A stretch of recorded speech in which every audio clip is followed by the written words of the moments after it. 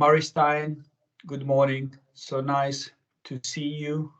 Last time we spoke was 2 years ago at the beginning of the pandemic. And now I contacted you to talk again about something that is happening to us, around us. Um, Last time we spoke, it was early 2000, the early phases of the pandemic, and we parted with a wish of hope. But war is at our doorstep. I am in Berlin, you are in Switzerland, so war is back to Europe. Many wish the pandemic was nothing more than a bad dream, a nightmare. The truth is that it is still a reality for most of the world's population as we speak. Look at Hong Kong, what is happening in Hong Kong, but not limited to Hong Kong. Many wish that the Russian Ukrainian war is nothing more than a bad dream, a nightmare. According to psychoanalysis, nightmares can only disappear when their meaning is represented, is depicted. Let me add why I decided to start this new series that somehow follows the first one, Breakfast at Küsnacht, which you were part of. The second one, lockdown therapy, which will become a book published this summer by Routledge. Well, I think there is very little depth in what we are reading, in what we are watching on TV these days about war and what actually is the symbolism of war. This is why, following Andrew Samuel, I decided to look into these themes because, as he underlines, it is very useful and effective to draw from perspective that comes from psychotherapy. And this perspective might help in the formation of policy, new ways of thinking about the political process and in the resolution of conflict. Therefore, I wish this series can be an opportunity for depth and to contrast or even compensate what I called media voyeurism, where we eat war, where war is an attraction, and where at the end of the day, there is only media bulimia. Mari, what is war? Well, to quote General Marshall, war is hell.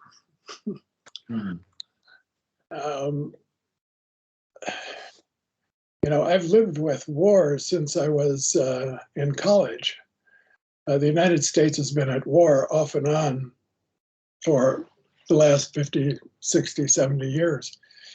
Grew up with the Korean War, then there was the Vietnam War, then there's Iraq, then there's Afghanistan, now there's Ukraine. So war is very familiar, and one gets used to it. You sort of accommodate your life to whatever war is going on. But war is, the essence of war, I think, is a reason when people in conflict, and you have to look at what is the conflict about, resort to violence, physical violence. They can't manage conflict anymore at the level of discussion, debate, policy, in a civil way. And after all, the United Nations was created in order to try to manage conflict, the conflicts that are inevitable in the world, in a way that doesn't resort to war. And now we see it hasn't worked in the case of Ukraine. The conflicts that have developed between Russia and the West have suddenly exploded into a resort to violence.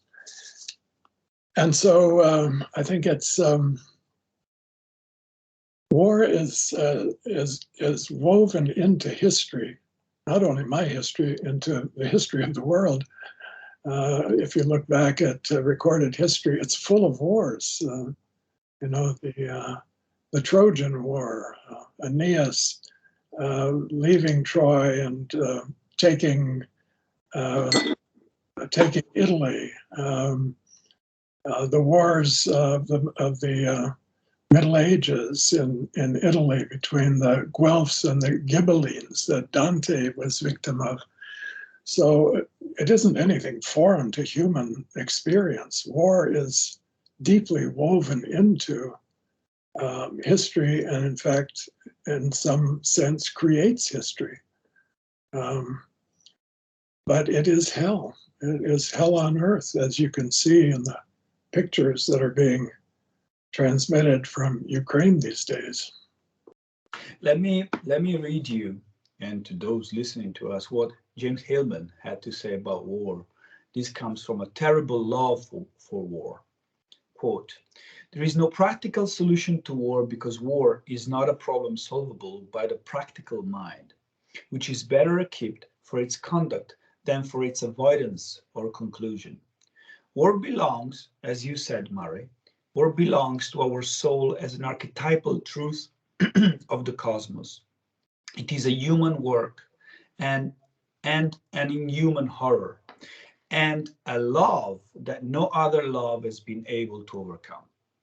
We can open our eyes to this terrible truth and, becoming aware of it, devote all our passionate intensity to undermining the enactment of war, strengthened by the courage that culture possesses, even in the dark ages, to continue to sing as it resists war.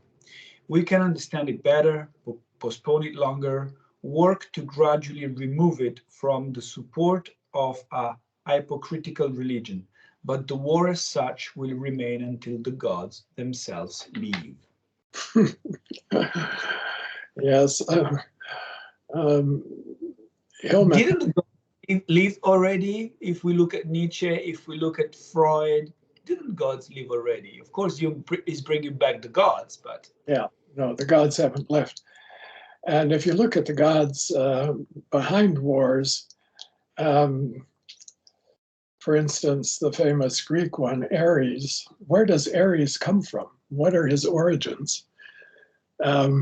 It's interesting, you know, Ares is the child of Hera, parthenogenically born from Hera. Ares has no father. He has only a mother, and she bears him because she is angry and resentful at Zeus for giving birth to Athena. Ares is born out of Hera's rage and resentment and bad feeling toward her husband. That's the origin of the god of war, Ares. Now, if you look at the origins of war, generally there often is this element of resentment, revenge. You know, it's the gods of and goddesses of war are very angry aspects of the collective psyche, and they're deeply rooted in the archetypal level of the psyche. So Hillman's observations are based on his deep understanding of the archetypal psyche, that war is woven into human nature in a way from the beginning of time. There are different kinds of war, of course. I mean, there are wars of liberation, there are religious wars, there are wars of defense, there are wars, ideological wars, there are cultural wars.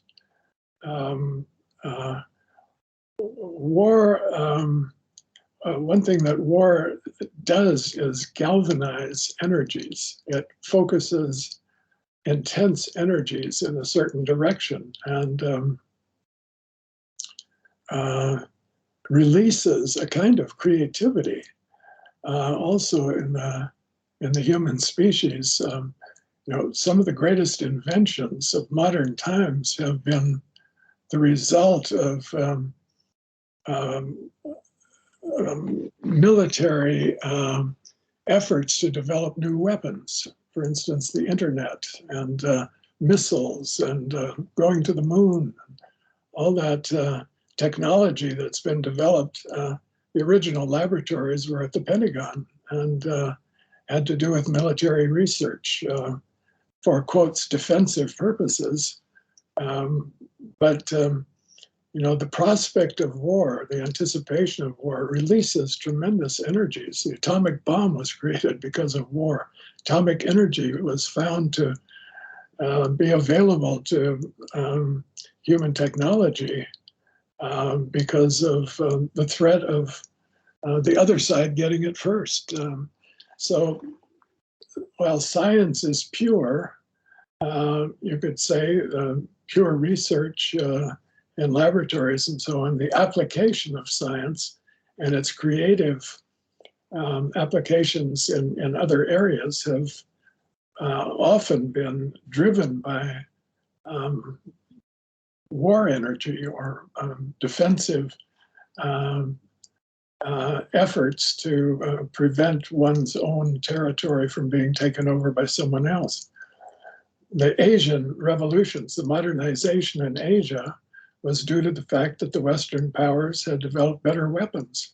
So in the Meiji period, Japan suddenly westernized because they saw that the weapons that were presented to them when America opened Japan up for trade were superior to theirs. So a lot of cultural history is driven by, you could say, military or martial energies in the background or needs. I think the human being is simply an animal that is programmed, deeply programmed to be both defensive of its territories, our territories, and aggressive in wanting to expand our influence and expand our territory. This war in Ukraine right now has to do with a competition between Russian ideas of what the world should be like and Western ideas of what the world should be like. Should the world be unified under one particular brand, one leader, one religion, or should it be diverse? Should there be an opportunity for many gods instead of only one god? Hillman also wrote an essay on monotheism and polytheism. That's a basic ideological battle going on between Russia and the West right now. The West says there should be many. Russia says there should be one. Unified under a single leader, or a diversity operated under a democratic system. But this also leads to something else, that is the masculine and the feminine, that for us Jungian is so important. Svetlana Alexievich, Nobel laureate, talks about war as masculine. Is war masculine if we look at era and Ares, you know? Era is the mother, Ares is the son. What is war? Is it masculine? Then we can look also at the Vikings or the female Kurdish warriors, for example, or these very strong women that fight, but don't fight only with rifles. For me, the image that really stuck into my mind is not the one of the males fighting each other in army clothes, but is women in civilian clothes and a yellow ribbon that brings their daughters or sons to school or wherever, and they also have a rifle that were given by the Ukrainian government. Is war masculine? Is it not? Is it too simplistic? Well, in Jungian psychology, you know, in Jungian psychology, we have masculine and feminine. We have animus and anima, okay? You have both, I have both, she has both. And it's a question of which side of this polarity is dominant at the moment in a person's attitudes and mentality. So you can have men who are very feminine, that is soft, receptive, eros driven, and you have women who are very animus dominated, who are very aggressive and authoritarian and driven by the need to dominate others. So you can't divide easily masculine or feminine. Is the animus warlike and the anima peaceful? No, I don't think so. I think, if you look at war, it's both strategic. I mean, there's an animus element to war. You have to think about your weapons. You have to have a strategy. You have to have an ideology. All of that's animus. But the anima factor is the emotional factor, and the sense of belonging and attachment and loyalty and defending your territory. I think that's more anima-driven than animus-driven. Now, if you look at warriors in history, they've mostly been men, because men historically have been physically stronger, and that made a difference in war. Today, it doesn't make that much of a difference in war because we have tools and instruments that women can operate just as well as men. Women can look at a screen and push a button and drop an atomic bomb just as well as men can. It has much more to do with a psychological attitude. And I've known women who are much more aggressive than most men I've ever met. Some of the most aggressive people I've ever met have been women. And if they had their way, the world would be under their control. I remember Jim Hillman telling me one time, just to come back to him again, that he came back from a dinner party the night before, and he said, "Wow, I was sitting beside the most animus-driven person I've ever encountered, and it was a man." A man's animus. So, men can be animus-driven, women can be animus-driven. I don't think you can assign war to one gender or the other, or to one attitude or the other. I think they work together. And when you get war going, they cooperate with each other. The animus gives the strategy, and the anima gives the emotional energy, and they work together. Men and women fight together, and they. I think one of Andrew Samuel's great contributions in his writings was to separate animus and anima from gender, which Jung also.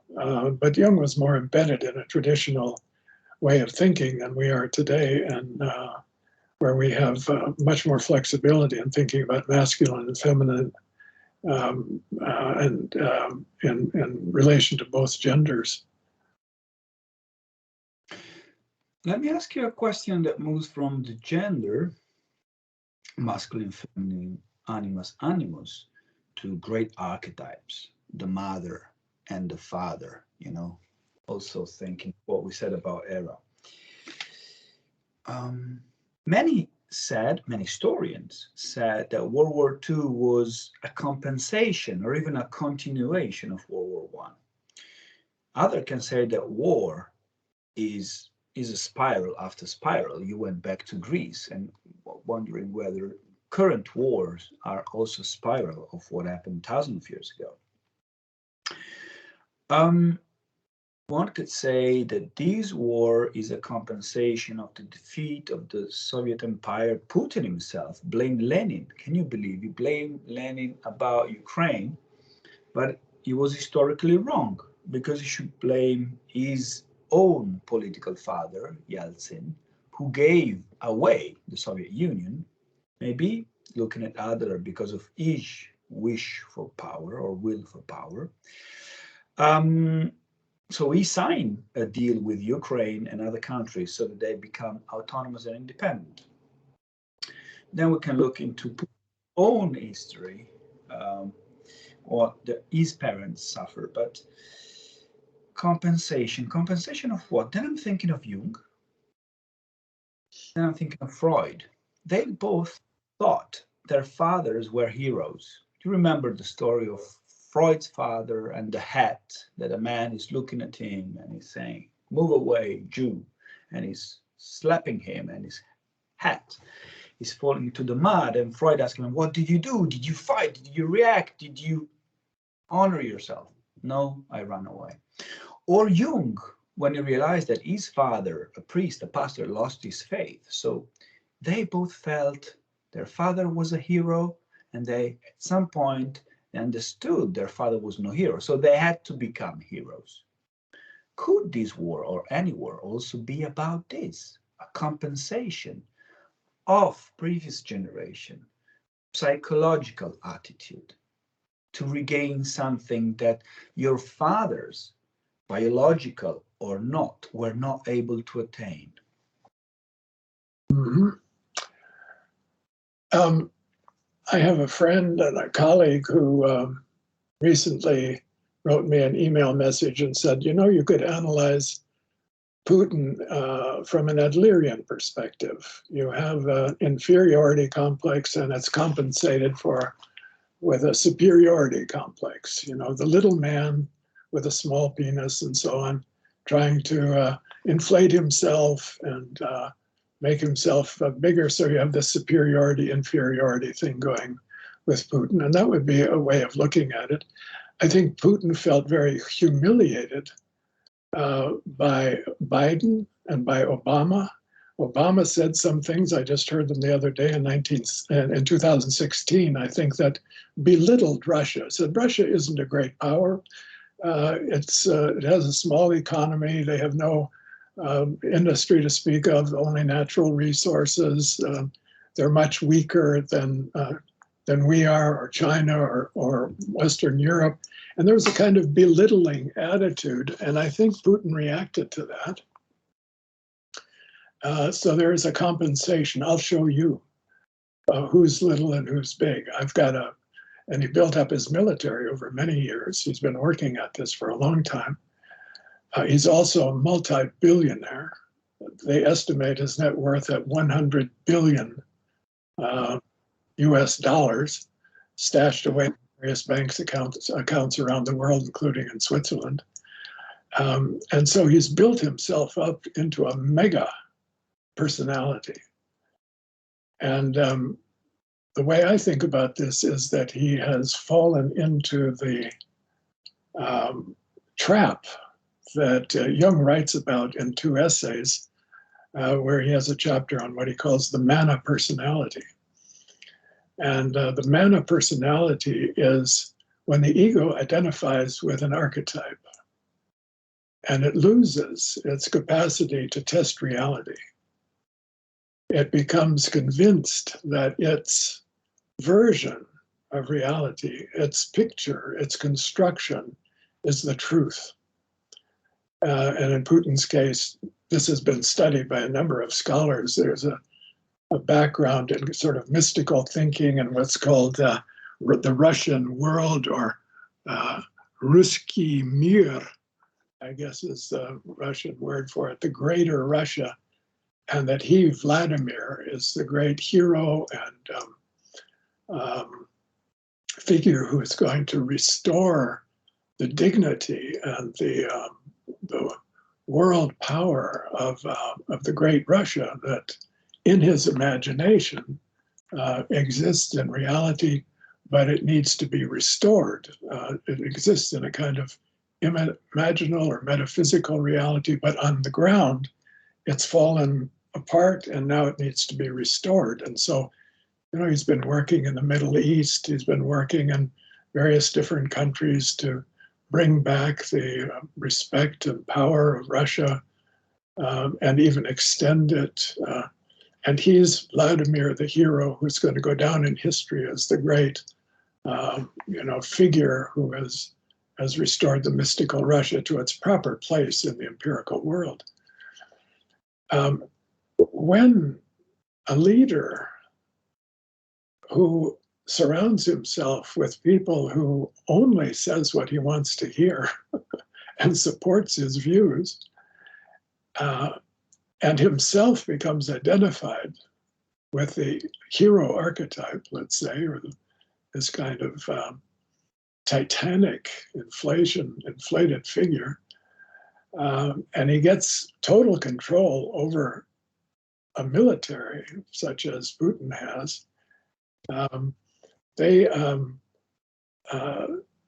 They're very dangerous, not only to the rest of the world, but to their own people. Yeah. Because he no longer sees the world in normal, say, economic terms. Doesn't matter to him that his economy is going to go bankrupt. Doesn't matter to him that his own people will suffer. He has $100 billion, what does he care anyway? So he's above all that. He's beyond all that. And he will do exactly what he wants to. And when somebody's in this state of mind, they're almost impenetrable. You cannot dialogue with them. In fact, Putin has the support of the patriarch Kirill, who is the head of the Russian Orthodox Church. The Russian Orthodoxy shares this vision, you know, that the West is evil, and that that Russia should really dominate the world, create a unity in the world under the patriarch, and so on. So Putin is supported by the church, by the ideology of the official ideology of the Orthodox Church, and you get this impenetrable aura around this kind of a mana personality. I don't know if you've ever tried to talk to somebody who is a dogmatic Christian. I know people who are fundamentalist evangelical Christians who supported Trump and so on. You know, it's impossible to talk to them about reality, about anything outside their frame of reference. And so I think that's where Putin is now. And I don't think anything is going to stop him doing what he feels is a divine will, in fact. He's helping Ukrainian people back into their state of grace. You know, he's bringing them back. He's denazifying Ukraine. He's getting rid of their evil leaders who want a Western-style democracy. He's also work against gays, against for Kirill. No, he said this is of course to denazify Ukraine, but also to get rid of gays. Gays, oh yes, that's part of the West. It's part of Western sinfulness. The whole LGBT is a part of Western sinfulness. Yeah. You know, 2 weeks ago I organized this talk from Kyiv with our colleague Dmitry Zelensky that received great success. Yesterday, I noted there was a comment under the YouTube video saying, Jung supported National Socialism 100 years ago. Now, post-Jungian support Ukrainian neo-Nazi. I should say this out loud and live. I responded that is historically wrong. It's very interesting. This is part of the not being able to see what is really happening. Yeah. And it's interesting that the name of this person was Vlad Z. So I even asked myself, it was Vladimir Putin Z for Russia, which is about ignorance. But the truth is that what comes to my mind is Jung's after the catastrophe, when he was somehow psychopathologizing or writing about Hitler. And this is also very interesting to look at Putin and all the populist leaders, 21st century populist leaders. They lie, they believe they lie, and those around them follow them blindly, believing their lies. So basically, they are hysterical. It is interesting that people, or this Vlad Z wrote, Jung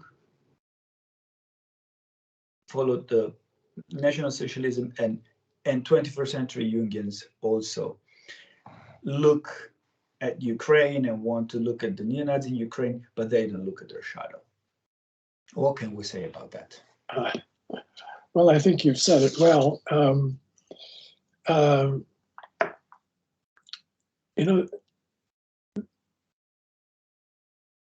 historical situations, when you look at them, are very complex. And when you start simplifying in terms of good and evil, good and bad, you know, you overlook certain realities that you probably should see in order to get a more realistic and balanced picture. It is true that in the Ukraine there are neo-Nazi groups. There's no question about that. They have a name. They've been organized for a number of years. And so it isn't that there aren't neo-Nazis in Ukraine, nor is it true that the Ukrainians were opposed to Hitler when Hitler moved in. In fact, many of them served as, in Hitler's cause, and were famous for their anti-Semitism. Ukraine is not free of that taint at all. That's a complexity, but that does tend to be also historically clear, because anti-Semitism was a big problem at the beginning of the century, and especially at the end of the Austro-Hungarian Empire. I always say, I have a picture of him upside down. Franz Josef was the first fascist, was emperor of anti-Semitism. Perhaps it's not historically perfect, but that region, Galicia, where everything started in the First World War, was very, very anti-Semitic. Ost-Europa was very anti-Semitic because there was the biggest population of German-speaking Jewish. Look at the Austrian now, so right-wing. Look at the Hungarian, so right-wing. So it's historically in their psychological DNA. Sorry to interrupt. I just wanted to add this. Yeah, right. So when we, dismiss this talk about, the Nazis in Ukraine, I think we have to be a little careful. We can't dismiss it completely, but that isn't the big story. That isn't the main story. The president of Ukraine is Jewish, which is an irony, if anything, that Putin is simply using that as a part of his propaganda to do what he wants to, which is to take Ukraine back into the fold of Greater Russia. And so these propagandistic charges, have to be taken in perspective. Well, you can't say it's totally untrue that there are neo-Nazis in Ukraine and actually fighting the Russians now. That is true, but that's the main story. That's not the main reason that Putin is invading Ukraine to free them from the neo-Nazis. It's to take Ukraine back into the fold of Greater Russia, because that's where it belongs in his ideology. It's he has a vision, and he's trying to fulfill that vision as the hero. He sees himself as a heroic figure doing God's will.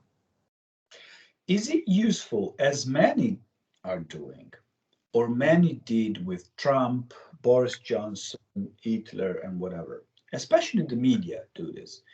Is it useful, or is it inappropriate to psychopathologize Putin or any leader? Well, it's very hard not to do it. When Trump was elected, I have friends, you know them well, who contributed to a book on Trump's psychopathology, among them psychiatrists. And, it was very, very much in the air to look at Trump from a psychopathological perspective. In fact, his niece, who wrote a book about him, who is a clinical social worker, I believe, points out his narcissistic, personality. And really, it's a severe case of narcissistic personality disorder. So when you see these figures, it's hard not to psychopathologize them. And I think it's true that there is a psychopathological element, but it doesn't say everything you need to say about them. There's more to the picture than also with our patients. We don't just psychopathologize them and leave it at that. Okay, you've got your label. There's more to the psyche than its psychopathology. There's also a cognitive element. There's, what are Putin's beliefs? And this gets into his philosophy and his sort of mystical account of what is Russia. That you could say it's crazy, but all religion then is crazy. I mean, it's a religious belief system, and there have been many religious wars led by all kinds of people who are more or less psychopathological. But I don't think psychopathology says enough. It's a beginning. It's inevitable that people who are trained in our field are going to do that. But we have to see beyond that also into the archetypal layers and the cultural layers that are a part of the picture. Putin denounced Ukraine of genocide. It could be a projection, but what is he doing now? Look at Mariupol, the siege of Mariupol, the bombing. We discussed about Putin's desire to bring together people of the same origin, and of course to put his hands on important geostrategic areas. As we said, he blamed Lenin for the current crisis or the development of the Ukraine independence. To be historically correct was Yeltsin's, as we said, once Gorbachev was ousted. Because Yeltsin signed an agreement with Lithuania and Ukraine in 1991, approving the independence from this region from the Soviet Union. I wonder what Russia and Europe would be like today if Gorbachev, who decided not to fight for his position as secretary, so not to shed unnecessary blood in Russia, had been. So I wonder what would Russia and Europe be like today if Gorbachev had been allowed to continue his work in 1991. Yeah, all these what ifs in history. What if, what if Hitler had won the Second World War? What if Trump had been reelected and Biden not elected president? Trump claims that there would be no war going on in Ukraine now if he had been elected president. He might have just handed Ukraine over to Putin and agreed with him, yeah, that belongs to you, that's yours. We won't back NATO on that, and NATO can't do anything much without our help, and we won't put any sanctions on you. There might not be a war in Ukraine, or not this kind of war, which is now at a stalemate and is extremely destructive. I mean, Putin is going to flatten these cities. He doesn't care. Yeah, like Grozny, like Aleppo. Yeah, exactly. Just flatten them. And he's attacking hospitals and schools and apartment buildings, shopping centers. So maybe that wouldn't have happened if Trump had been elected, because he wouldn't have had to do it. He would have had an easy victory. But these the what ifs. There is an argument that NATO was too aggressive in moving east. Mm-hmm. and allowing these Eastern European countries, previously parts of the Soviet system, access or membership in NATO, and that this was threatening to Russia, and that Russia is historically a country that is very sensitive about its boundaries and feels threatened easily, and so that this was a mistake. The West was too aggressive. And that's the cause of this war now. That Zelensky and Ukraine wanted to join NATO. NATO was actually considering their membership, and this was just too much for Putin, and he had to stop it. I don't know if that argument has that much value, or if Putin would, NATO or not, still want to restore Greater Russia to its previous state. That NATO is certainly being.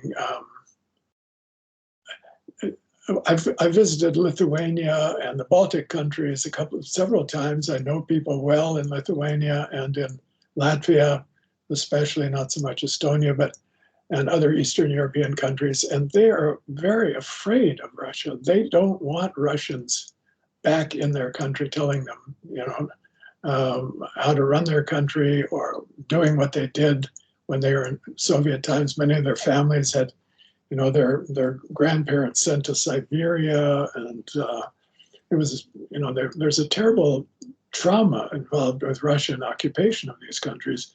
So they wanted desperately to have a defense against another Russian takeover, and that's why they asked to join NATO. They wanted to become members of NATO for their own defense and protection. So I don't think it was so much that NATO was necessarily pushing this on to those countries. They wanted in to defend themselves against Russia, and that's very understandable. And this is why I called this series War as Reset. Reset of what? In 2008, when Obama got elected, he suggested for a reset in the relationship with Russia. There is actually a video on YouTube of Secretary Hillary Clinton and Lavrov meeting in the US, and she's handing a present. This present is a reset button, and she's saying, we hope we will start a new relationship. Obviously, it didn't work. I suggest this war, and many war, could be reset, the Great Reset, and think of First and Second World War related to what Jung writes about Wotan. But what is reset? Let me share my take with you about this specific war, connecting to what you just said. I believe that the Ukrainians are not attracted to the West by what the West is from a capitalist or commercial point of view, McDonald's, Hollywoods, BMWs. They are saying exactly what you said. We don't want the Russian to invade us anymore. We don't want someone so aggressive, so authoritarian to step in and run us. The same could be said from the Americans and from the West. But what they're telling us is we want to be a country where institutions are healthy. What does it mean?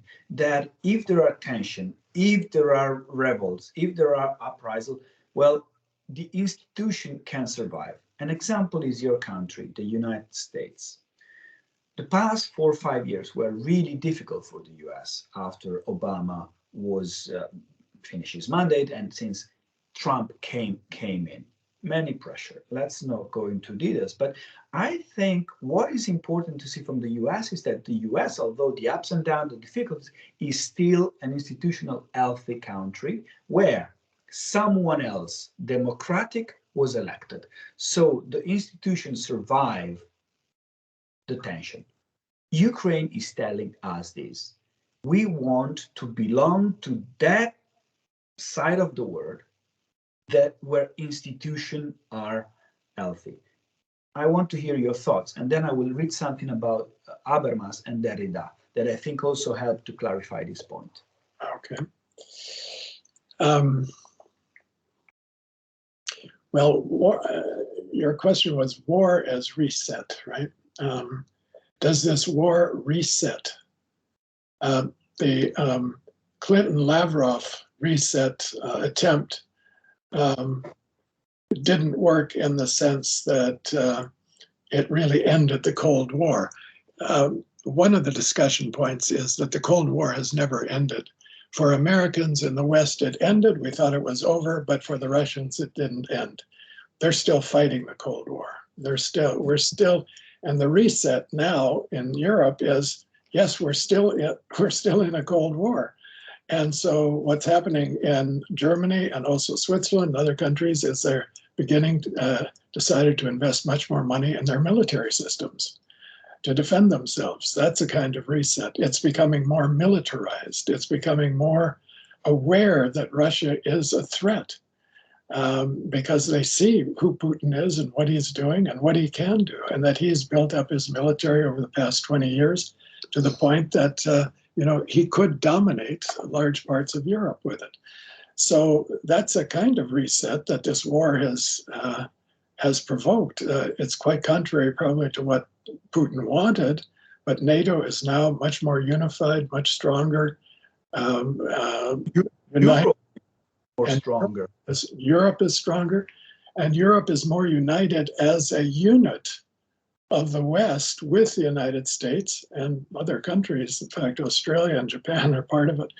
It isn't just the West, but these kinds of countries are more united than ever now against the authoritarian systems that they see threatening them, China and Russia. So that's a kind of worldwide reset in our thinking. Many commentators have said the West had gotten too confident in its victory of the Cold War. And what's his name? Fukuyama, I think, said, you know, it's the end of history and now we've won, and you become too complacent. Well, that complacency is now over. You can't be complacent when you see what Putin's doing in Ukraine. So there has been that kind of a reset. I don't think that's the kind of reset you're talking about. What Ukraine wants is a, quotes, Western-style democracy where you have competing forces, but governed by law, governed by institutions that are strong enough to contain the conflict without resorting to violence. Although there is violence in the United States, and there is always a threat of violence in democracies, but somehow, you know, if the institutions and the legal system is strong enough, the violence can be subdued to an extent that other forces can work toward resolving the differences. For instance, racism in the United States could easily, at any minute, break out into violence. Yeah. It does from time to time, but it's held under check enough by the system to allow for change and for gradual progress and differences to come out and be debated. And so I think that's what the people we know, at least in Ukraine, like Dmitry Zelensky and certainly their leader, Zelensky, want for their country. And they don't want to be dominated from the outside, and they don't want a one-party system. But there is also something else that I find very, very interesting. This is from Maurizio Ferrara, an Italian journalist who wrote on Corriere della Sera on March the 7th. He said, "The war in Iraq gave important shock to Europe. In the wake of the massive street demonstrations, two great European intellectuals, Jürgen, Habermas, and Jacques Derrida, asked themselves the question, what binds Europeans together with respect to the international order? They answer, a political mentality different from the American one and based on some common traits, an aversion to the use of force, first of all, and therefore an insistence on law and respect for international legality. Support for a global system based on liberal multilateral institutions and on human rights, fruit of a past inspired by opposite principles and characterized by centuries of bloody carnage. Precisely this mentality had to push Europe to build a foreign and security policy anchored to the EU, overcoming the stupid and simplistic opposition between war and peace." I wonder whether Ukrainians are actually trying to say, hey, listen, we are Europe too because of this, and we don't want the Soviet imperialistic push or imposition. But I wonder whether we Europeans didn't listen to them in the early 2000s when Yanukovych ran away, when the Maidan happened in 2014. So war as reset and the Great Reset is also about these. We are European enough, although you don't believe that these four traits apply to us as well, because you see us still too much Soviet. Yeah, I think that's absolutely true. I think until now, Ukraine, in the mind of most of us, was, the Ukrainian people were considered, sort of a province of Russia. Historically, there are so many connections, so many ties, intermarriages, families, property, shared, property owned in Ukraine by Russians and vice versa. Well, you listen to Dmitry Zelensky, he went to school in Moscow. He trained under the Soviet system. It was all one thing. And he said in the interview you had with him, it was all persona. Nobody believed in Marxism, Leninism, but we all pretended we did. It wasn't serious. But we were all one. And I remember going to conferences in Moscow and Kiev, and there were Russians and Ukrainians, and they're brothers. They're singing the same songs.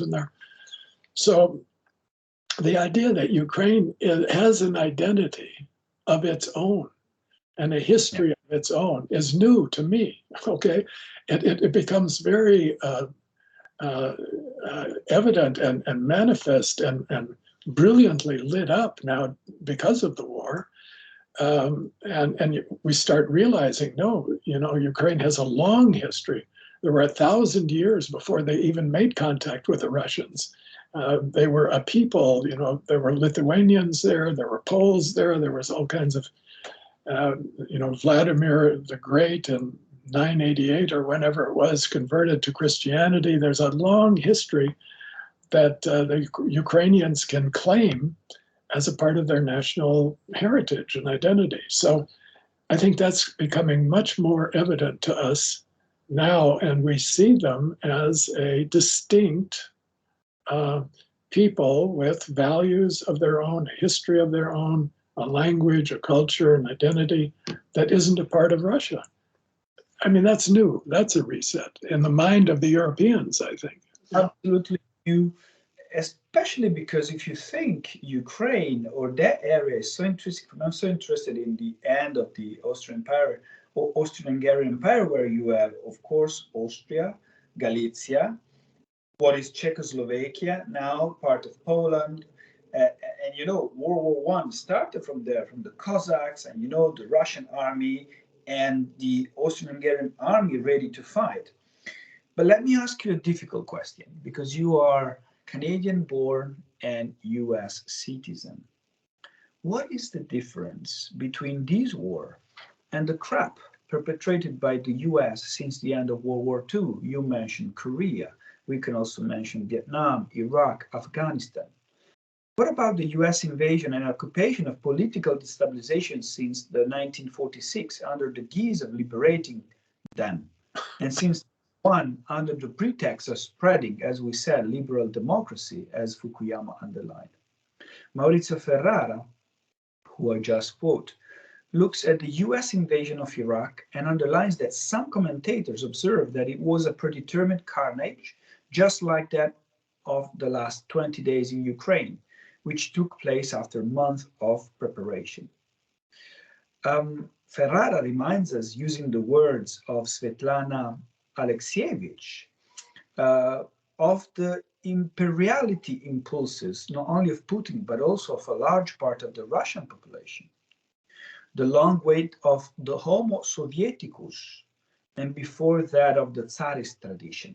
But it would be narrow-minded and simplistic to only look at Russia as the bad guys. What about the imperialist impulses of the US? Apart from the US, every time the British invaded and occupied a country, of course, we have to go back to the 18th and 19th century, they created problems and civil wars. When they left, for example, Kenya, Cyprus, Palestine, and they still occupy Ireland. Are the action of the British Crown and the death they caused any different than those of Stalin, the US, Putin? When colonial Britain occupied countries and took everything from them, or the capitalist US invaded countries for geopolitical reasons and for their goods? Well, I am an American citizen, and I'm a loyal American citizen, and I believe in the American experiment, which began with the American Revolution and throwing off the yoke of colonization. They were one of the first colonies to rebel and establish themselves as independent. And it's a noble experiment. I've studied the American history in depth, especially the early years, the Federalist Papers, and the vision that the founding fathers had now, and the Constitution that they created, which is a work of genius. The balance of powers on which the Swiss Constitution was modeled, and so on. So I really believe in the American experiment, but its imperialism I absolutely detest.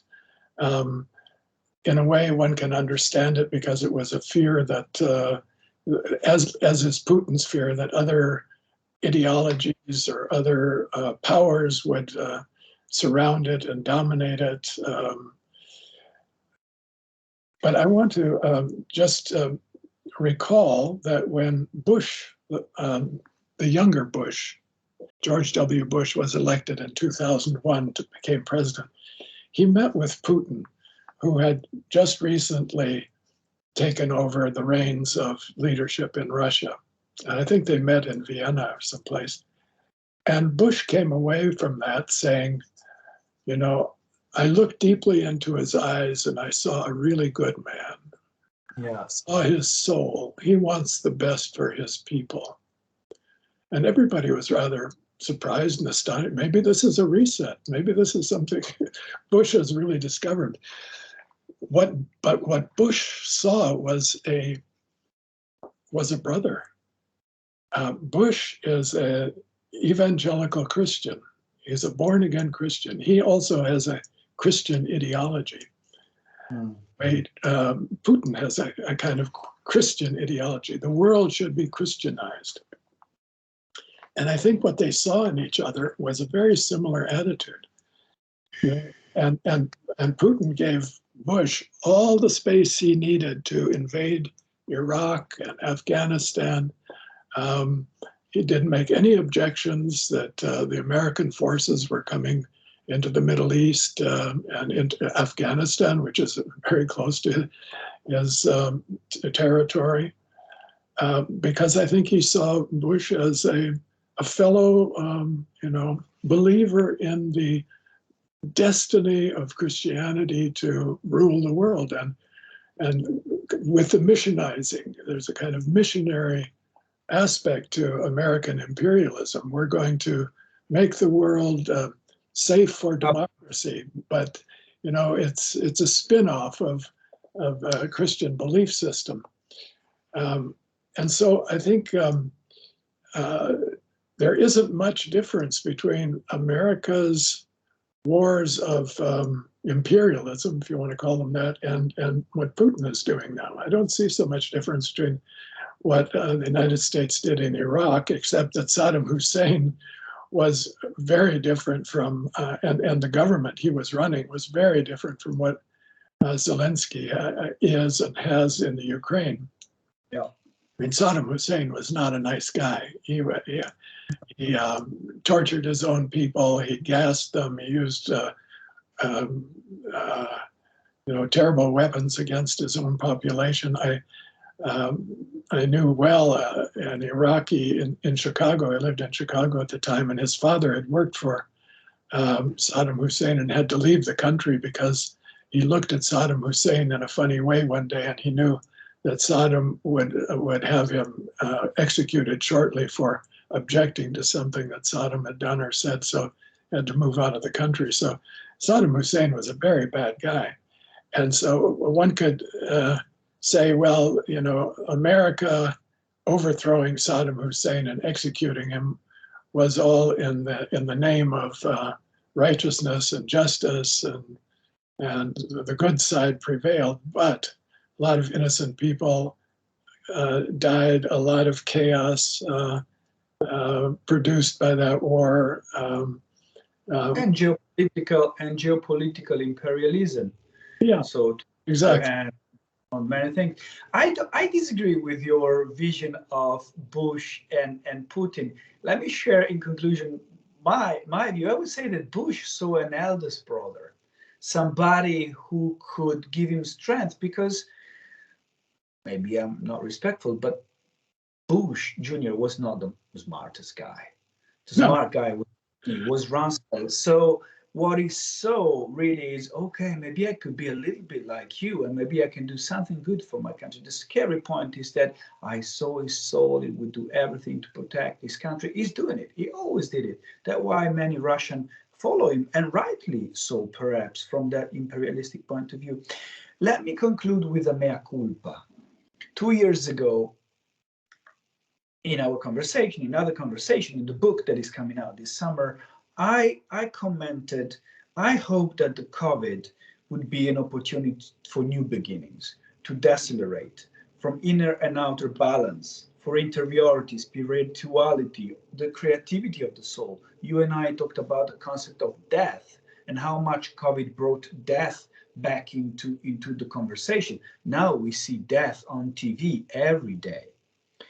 The mea culpa is because I hoped things could really change and this inner outer balance would help development. But I was also aware of the risk of being perceived as naive, and that what Michel Houellebecq said 2 years ago, the world will be the same, only a little worse, could turn out to be true. Now I know. I was naive. He was right. But you know, naives cannot change that easily. So I will say something even more naive in the hope that will help the co-construction of meaning, because I really believe this war, this reset can help a co-construction of meaning. And I also hope, following what the German sociologist Ulrich Beck, who many years ago pointed out that from the Declaration of Independence, we must transform into a declaration of interdependence, cooperate or die. And these, he says, must be on a global scale, because the traumatic vulnerability of all and the constant responsibility for all, including one's own survival. Beck says that nationalism is toxic, so he proposed a cosmopolitan perspective based on a co-construction of meaning. Call me naive, but I hope this is what this war is about. I think for that vision of interdependence to become a reality, you know, globalization stimulated a lot of hope that something like that would come about. But what it resulted in was enormous economic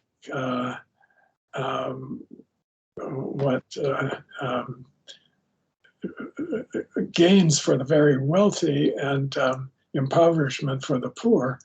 And I think in order for that concept of interdependence to actually work, there's going to have to be enormous economic adjustments made. And the difference between the rich and the poor is going to have to be diminished. There will always be difference, no doubt about it, but it's so extreme now due to capitalism, you know, sort of free market capitalism and neoliberalism, that it creates the grounds for conflict rather than interdependence. It creates envy, hatred. Putin's worth $100 billion. Putin. That's a lot. And he isn't the richest man in the world. We've got how many billionaires in the United States and China? And look at all the rest of the people. Today I read in the newspaper that 30% of American workers earn less than $15 an hour. You can't live on that. That's slavery. And as long as that persists, this huge economic inequality, this concept of interdependence is a dream. It's a nice idea, and I think we should work toward it as much as possible. But it's got to come also with economic change in the economic system that I think Europe does much better with than the United States and other countries. I think in Switzerland, at least, there are huge differences, but the ordinary worker can take a nice vacation during the year, lives in a nice house, sends his children to schools, eats well, has good health insurance. So it's a very different picture. I lived in the United States for most of my life. Living in Switzerland is a very different experience. I much prefer it in Europe. Thank you, Murray. Thank you for your psychological vision on what is going on war and beyond. It's always a pleasure talking to you. Thank you, Stefan. Take care.